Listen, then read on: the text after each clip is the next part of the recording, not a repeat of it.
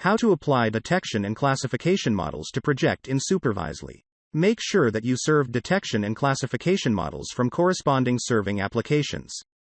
Run the app from the context menu of Images project. Wait until the app is started and press Open. Download project.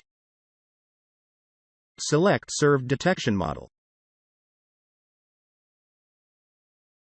Select Detection Model Classes. Select Inference Mode.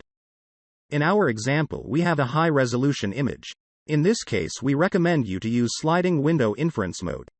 After configuring sliding window settings, you can preview result.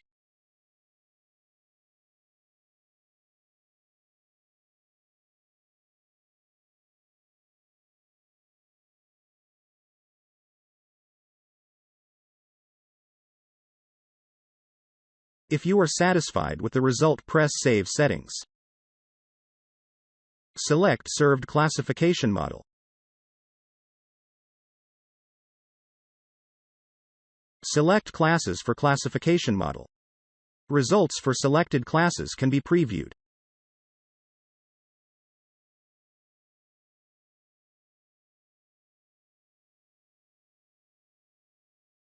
Select Name for the output project and press Apply Models to Project.